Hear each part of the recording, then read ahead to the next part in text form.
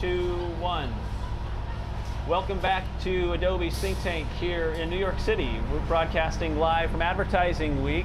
I'm Corey Edwards from Adobe, and welcoming right now with me, and so glad to have you with me, Rana, the CEO of Lightwave. Thank you. Welcome. What a pleasure. Thank you for having me. So, Rana, let's start with you giving folks an overview of what Lightwave does. Absolutely. Lightwave is a bioanalytics engine, and that's a fancy way of saying that we take the data from sensors, whether they're a mobile phone, wearables, anywhere where sensor data can be created, and I like to say we make sense of sensor data. And certainly, we talk about Internet of Things and all this, and everybody knows that there's a lot of data to be generated from that, but if you can't do something with the data, if you can't make a better decision because of the data, then what good is having all this data? So that's really what we focus on. So tell me, how did you get your start? It's a very interesting story, and I think you can only connect the dots looking back, right? And I think that's very evident with my story. I have been in analytics for the better part of a decade. My first company was a mobile analytics business, and so we were building, basically like Google Analytics for apps. And so built that company, left, and then the same day the iPad came out, I bought two of them. And applying their experience, and then ultimately saying, this can be applied to so many other problems that people have. That's true, and also I think people really feel it when they know this is coming from a genuine place. And anytime you try to shoehorn innovation, you're not always going to be successful. And certainly, if you're having this challenge, you can speak about it with authority, you understand the challenges, you have an empathy for the problem, and I think there's so many use cases in business in general where that's true. So, I love it. So it's an emotion technology company, yes, with bioanalytics, and you're measuring emotion and engagement. But the intent of all of it is to create a better experience. Yes. So can you give me an example, or maybe a couple of examples of the application? You mentioned one, right? You've got folks at the back of the room. They're not necessarily in it. You can measure their reactions, but maybe outside of music. Can you give me an example? Absolutely, and we've been very fortunate in that we do a lot of work in various industries. I think sports is my current favorite example. For the NCAA Final Four and Championships this year, we installed the technology into a venue, NRG Stadium, with 75,000 people there. So it was really amazing. What we were doing was creating real-time content about the impact that fans had on the game. So it's not only, what can marketers do to position, their marketing in a better way. You can also do that to create just a better experience for attendees. In this case, we were able to measure, for instance, during the Final Four, Syracuse was playing against North Carolina, UNC was the top seed. Syracuse fans knew, okay, it's going to be a little bit of a tough road, yeah, but they were so supportive, and the way that they were physically, jumping up and down, cheering, their engagement created moments where you could quantify that their excitement changed the game. So there was a timeout. The UNC fans were ahead so much, they were really quiet. They were just kind of like, okay, we've got it in the bag. Meanwhile, the Syracuse fans were cheering like crazy, and immediately following the timeout, Syracuse went on a 7-0 run. So, you can start to see that this data type is what's important, and I say that because as we continue to innovate with the way that we are using technologies, certainly the iPad is a great example of this. Now you've got this computer with you everywhere you go. Very soon, sensors will be woven into our clothing. Our environments will be able to measure the way that we're feeling. And what that means is that it's no longer going to be a click that we're looking for. So in a post-click world, let's say in VR, I think that we're going to start realizing that engagement, emotion, these kinds of metrics are going to be how we measure success.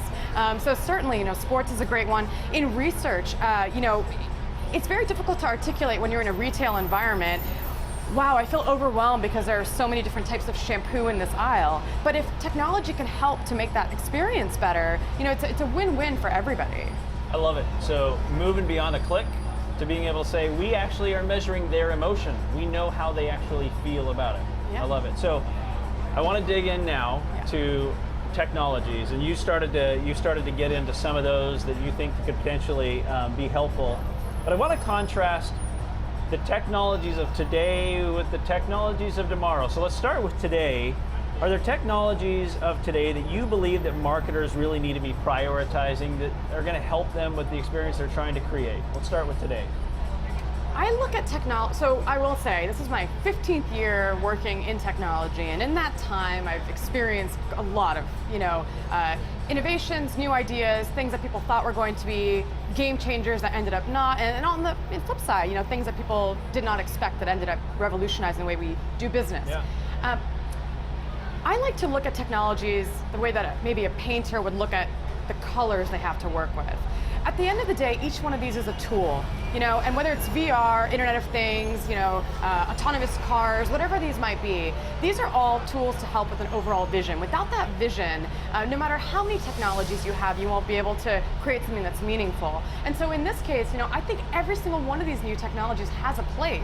Oftentimes, though, it's that whoever it is who's responsible for implementing them hasn't thought about it as far as the why. And that I can't overstate how important that is. We get a call very frequently saying, we want to use bioanalytics. Let's just Lightwave enable this experience. And when we start to interrogate that and say, look, why are we doing this? What do we hope the outcome will be? Why is this worthwhile? Those answers aren't always there. And that's really a challenge. I think sometimes it's easy to use new technology as a Band-Aid instead of looking at, okay, what's really, my underlying strategy here? And the good thing about that is you don't need 50 engineers, you just really need to spend the time to think about it. And I am very excited about virtual reality, but I feel like in the current way that we've been thinking about it, as far as basically a headset, goggles, this very unnatural experience, I think very quickly there will be new technologies that start to supersede that and become more natural and endemic to the way that we like to live. So maybe that's one, and that's the flip side of the question is, you talk about some of the technologies today, and I love this idea of, look, it depends on what you're trying to accomplish as a business, and rather than focus on the technology, let's focus on what ultimately is going to help you as a business succeed. But there are technologies, as we look forward, that are, that certainly are hyped, maybe too hyped, underhyped. Are there some of those technologies that you're looking at saying, yeah, but it deserves to be overhyped because it brings so much value and it's going to revolutionize. Now you talked about VR and AR. Yes. In a different world where maybe you're not dealing with these massive goggles, but maybe something different, maybe that's one. Talk about future technologies. What do you think are going to be the value technologies to brands? There's a Mark Andreessen quote I love. He says, what if it does work, right? So if you look at any idea and imagine, okay, maybe the current implementation, and very much in the spirit of being a technologist, the prototype is not necessarily the final product. And I look at a lot of these technologies of today in exactly that realm. Wearables, I absolutely put into that category. So much hype, so many different products, huge fragmentation in the market, but ultimately this is not going to be the way that we deal with wearable data. I really think clothing is going to be the future. But ultimately, if you look at what this enables, I feel like what we're doing at Lightwave is one of the first steps towards the, so what? It's great, you can count your steps. But, I walk around New York after a couple days and I know I walk this many steps. The insight falls flat. There's not much that you can do with it. But once your body can communicate with your home, your car, your office, and now your recommendations can be tailored to what you're physically experiencing. Imagine, Netflix recommendations that are not simply genre, they're actually reacting to what your body's experiencing and knowing it's not just that you like this genre, it's that you like this kind of emotional arc. And that's going to be really profound. Same with music, just the idea of moving away from the way that we're using clicks and all the current metrics to help us to create a proxy, basically, because we are not psychics. Marketers don't know necessarily what their consumer is thinking, but at the same time, we're trying to get as close as we can. I feel like, VR, AR are going to create another amazing bridge where you're getting closer and closer to what somebody really wants to experience. And this new experience, this new paradigm is just, I think we're not even ready for what that's going to mean. So I love that idea. Sensor-based technology, it's on your body, it determines your emotion. Based on that, Netflix is suggesting a movie based on how they know you're feeling, and you're getting your iTunes channels and your playlists are maybe being tweaked based on the emotion that it knows that you're experiencing. That's great stuff. Well, and even your car, I think the entire way that we think about cars in the next 5 years even will completely evolve. And now if this becomes a third location where you spend your time, home, office, and your car, but now this is a place that's a personal space for you to re-energize, and you've had a stressful day at work, you sit in your car knows it, adapts the temperature, changes the music, creates a very peaceful environment, and now suddenly, without knowing it, these subtle tweaks have really improved your quality of life. That's coming up very quickly. So it feels to me like emotion it becomes this thread that connects all of these experiences. And we begin to be in a world where these technologies, whether it's sensor-based technologies that are with wearables and a part of the IoT world, you're combining that with location-aware technologies. And if the underlying kind of thread, this steel thread that combines those together is emotion, it opens up a whole new world.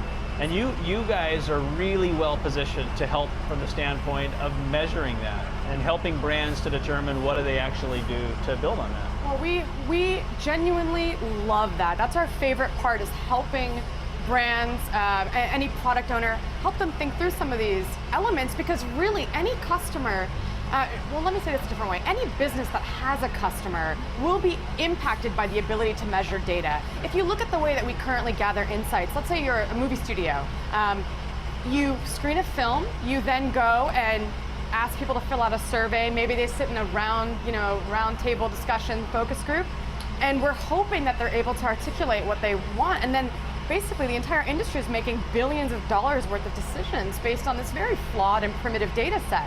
So really that is true for every industry. Anybody who's looking to create an experience, and that takes so many forms. It's really nascent, but I think much like mobile, it will creep up on us very quickly. And the nice thing is, it sounds like science fiction, but it's not. We're already seeing the glimmers of this. So maybe this will be our last question then. And it kind of digs into that a little bit further. Machine learning offers a lot in terms of this idea of a science fiction world, right? Machine learning and the ability to ultimately take these data sets, learn from that, and provide recommendations is really critical to the future experience that marketers are going to provide their customers. Yep. Can you comment on the role of machine learning? Well, I can tell you without a doubt that Lightwave would not exist without machine learning. 5 years ago, I don't think that this company would have been possible.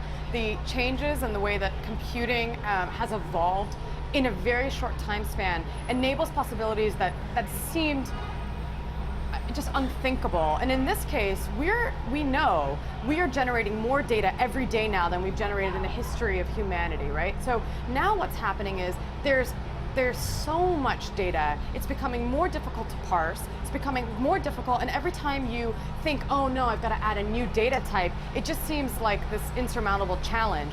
But machine learning will allow that to become so simple, where you can now simply just have a question, have a hypothesis, test it, learn from all the data that's been collected, and we don't have to be afraid of over-collecting, over-sampling, and that's really important. Thank you. Thank you. What a Rana, treat. so fun to have you here. Again, Rana June, CEO of Lightwave. Glad that you could join us. Thank you for having me. Thank you.